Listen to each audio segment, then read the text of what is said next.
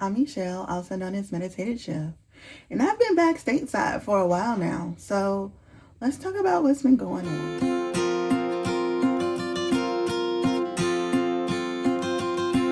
So I've been on a wellness journey. It's been going off and on for years now. It's just I finally got to the point where things started to click. So while I was in Anguilla, I made the conscious decision to make most of my meals at home. Go to the grocery store. I love the produce that I was able to get. Go to the grocery store, go to the little roadside stands and get my food there. So it started there, and then when I came back, I knew I was gonna have to come back because I'm in a master's in nutrition program, right? I graduate in May, which is technically next month because it's March 30th now. And I'm so excited. They sent me my little kit because I'm not going to the physical graduation because I just don't want to. But I do want the diploma, and I want to go ahead and do other things. I want to do another massive road trip, and this time I want to vlog it completely from beginning to end. So I'm working on getting that stuff into place. But anyway, I've been doing this journey. So since November of last year, guess how much weight I've lost? About 45 pounds now. And it has truly been a journey. So my highest weight, I'm going to share it here because this is my YouTube. And if you're going to come on my stuff, watch my stuff and judge me, that's your business. I'm going to just block you. My highest weight was actually 389. Yeah. And at last weight, I was 347-ish. I'm also 5'10". So I think that makes a big difference in how my weight is distributed. Also, I don't have as much bloating now either, so that's cool as well. I've always been a bigger girl, always done hiking, always done movement, but I noticed that shit was getting kind of hard, like really, really hard. So I've been doing that. So I've been doing not necessarily low carb, but better carbs. Like this goes on my granola. That goes on my granola. This has been my granola that goes on my yogurt. And I've been doing this yogurt with like eggs and then snacking on because I was working earlier. So I also have this from Aldi. I enjoy those. And just really enjoying this journey. So I'm gonna give like some quick specs. In January, when I got back and really started working, I was 375. This is when I started actually working out. So by then, I had already lost like 14 pounds. But a lot of that is going to be water weight. As of 1/26/2026, I came down to 364. That was another 11 pounds. So I really feel like that was even more bloat, more water weight because I started really incorporating the sauna and I did colon hydrotherapy.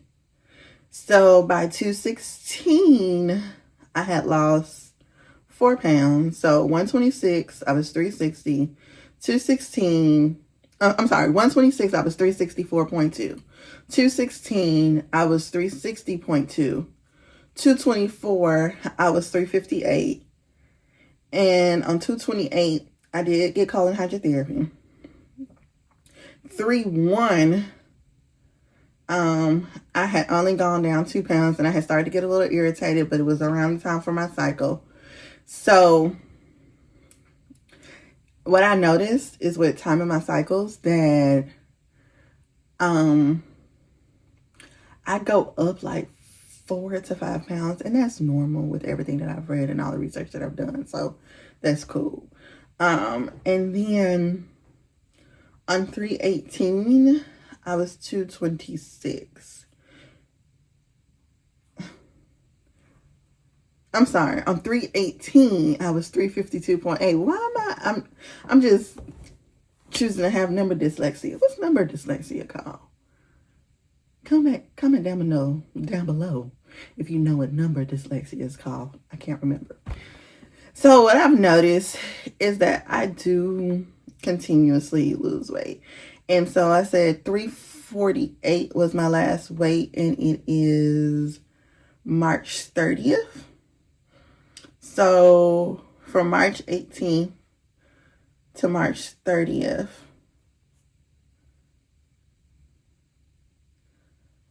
I've lost another 4 pounds. I think that's cool. I think that's good. I think I'm making progress. My knees hurt less. I do get really, really sore. So I actually started doing, this starts my second full month doing cold plunges. I'm going to go tomorrow and get one. So you sit in the sauna. It's at Sweat House. So you sit in the sauna, you get out the sauna, and then you do the cold plunge. It's been great for joint pain. It has really made a difference. Like, because I still eat. I be hungry. And what I've learned through past experiences, if I'm hungry, I'm going to end up binging. Because that's what I figured out during this journey too. Like, I have a little bit of a binge eating. Especially with taking like nutrition classes and talking about the different types of eating disorders. Girl was a little bit of a binge eater. Like, I would eat super strict, starve myself, all that stuff. Super horrible relationships with food. And if I look around, most people I know have bad relationships with food and bad relationships with their body, and it leeches off. It's a societal thing. It is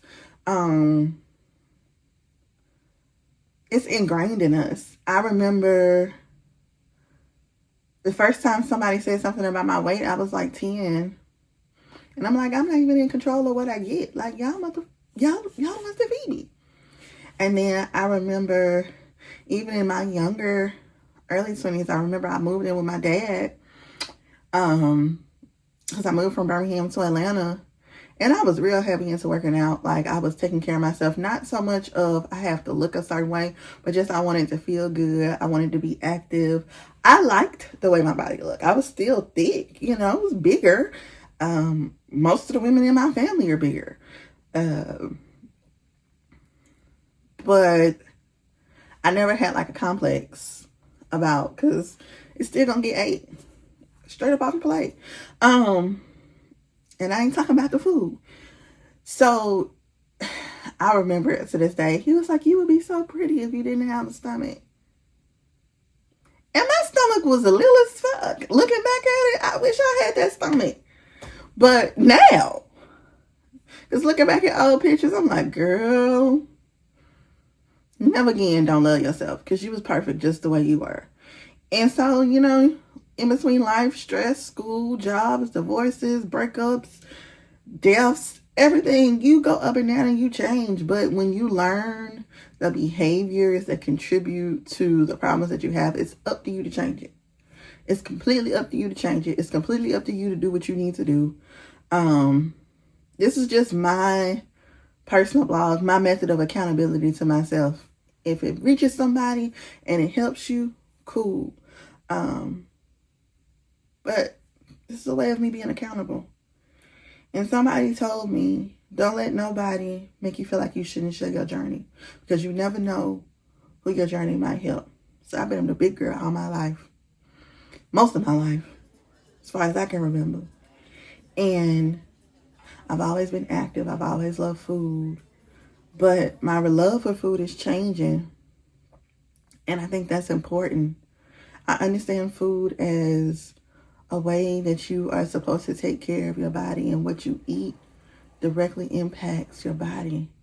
And with that being the case, part of self-care is going to be taking care of your body. Part of self-care is being mindful about what you eat, of what you ingest. Part of self-care is being mindful of what's around you, including people, food, substances. All of that is part of self-care. So I'm doing my best with what I got. So If you're interested, please follow along. If not, this will be for me to look back years from now when I'm running a marathon somewhere.